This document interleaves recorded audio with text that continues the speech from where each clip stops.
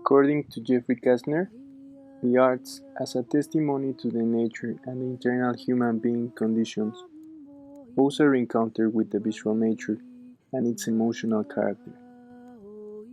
To produce such a reunion, it is necessary to identify the crucial moments and places of the human being nature relationship, those that work as a reminder of the human condition. El viento sopla de donde quiere points to this relationship by focusing on the protective values that the refuge evokes.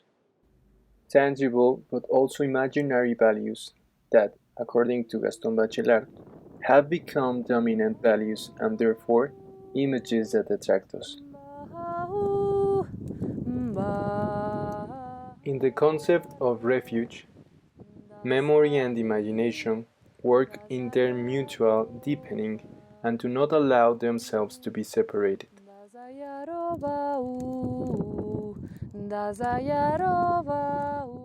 It also contains a symbolic conception defined both by recent cultural ideas and by instinctive and intuitive perception.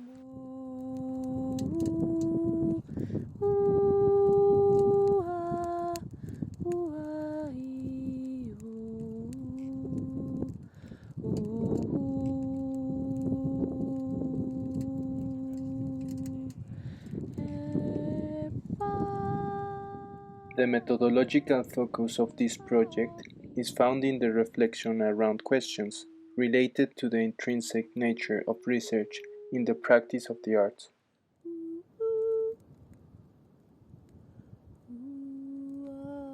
The concept of research based on practice works as an important element in which different formal and conceptual axes converge.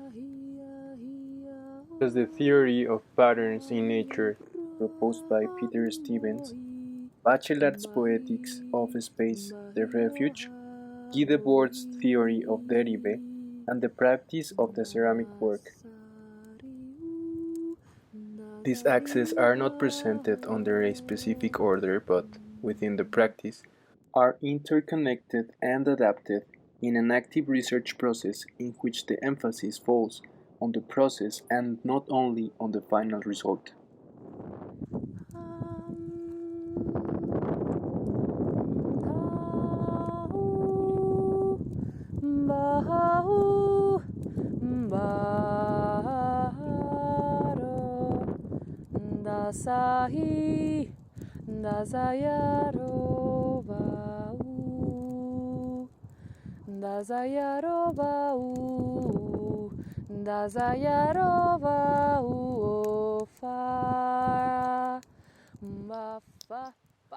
In today's context, it seems that any private event, no matter how insignificant, deserves to be published in social media. According to Yves Michaud, the digital age has led us to drastically resize the aesthetic experience of processes to take into account the new regime of globalized, industrialized art. According to the French author, the communication of such private experiences is based on how fast it collects its reward while they are relevant in the digital media.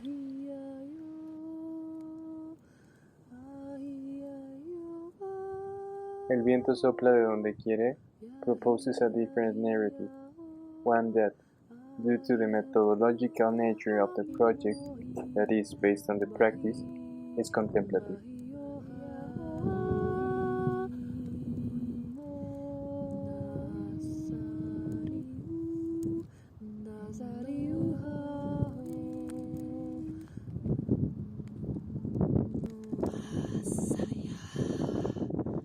This methodology converts natural intuitive actions into conceptual actions, such as the derive, the branch collection, and the search for refuge.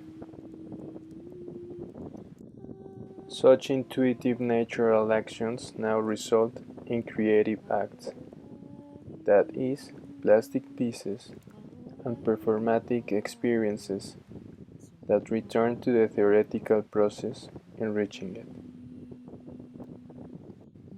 Therefore, we can say that this research is a two-way path in which praxis nurses the text, and the text, together with consulted sources and everyday experiences, nurses back the making of the artistic pieces.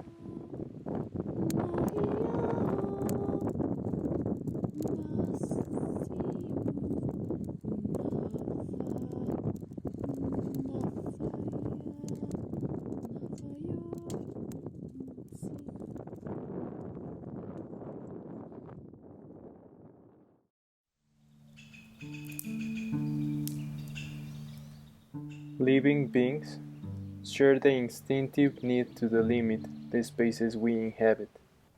In the animal kingdom, each species behaves in a particular way to set the limits of the territory they inhabit. Our species does not only delimit tangible territories, but by culture and imagination, we appropriate the territory concept in a different way. That is, we grant them a sacred value, as a retreat, as a hiding place, or as a refuge. As Michel Foucault would call it, heterotopias of crisis. El viento sopla de donde quiere explores the concept of refuge as a physical territory, but at the same time imagined. Let's think, for example, of our body, with its mind and its spirit, the purest territory that we can have, and that together with the maternal womb, which is also body, it is the first dimension of a refuge.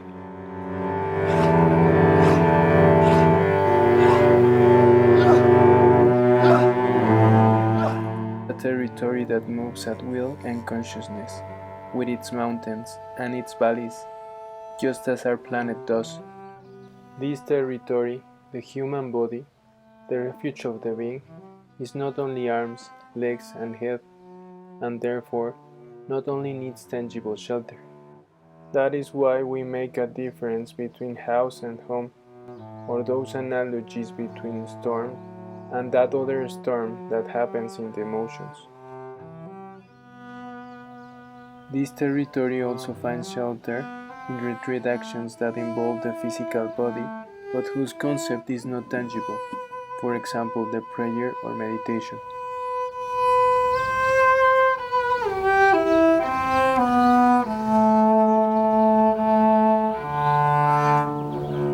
The body has the possibility of joining with other bodies, other analogous territories to form collaborative communities, and tangible, spiritual, and cultural refuge, in the same way that other species group together for protection reasons.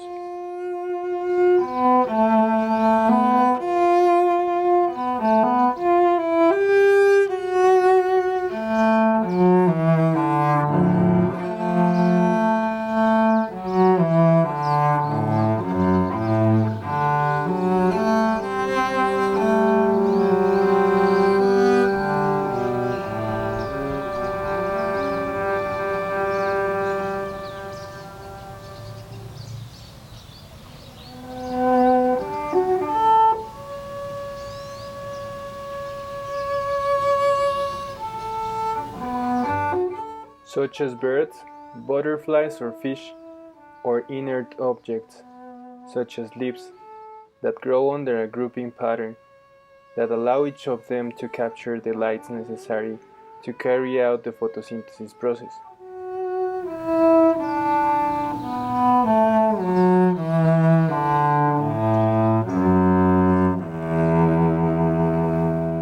Or even trunks, leaves and branches that by the simple fact of resting on each other, they create shadows and shelters for other species.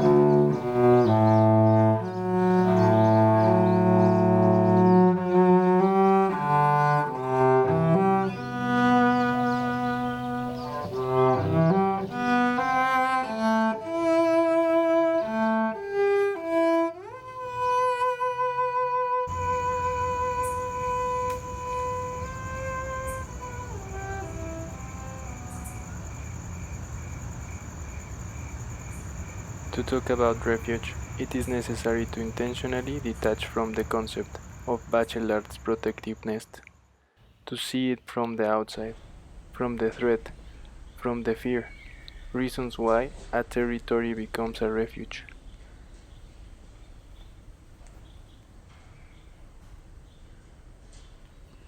That is, a refuge, whether imaginary or tangible, is not such if it doesn't respond to the need for escape, shelter, or hiding place. Therefore, it is possible to say that without threat there is no refuge, and vice versa.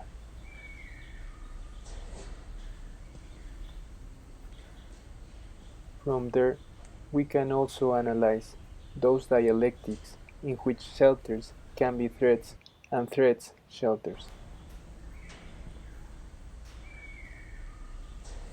For example, that rain that is long for when droughts seem eternal.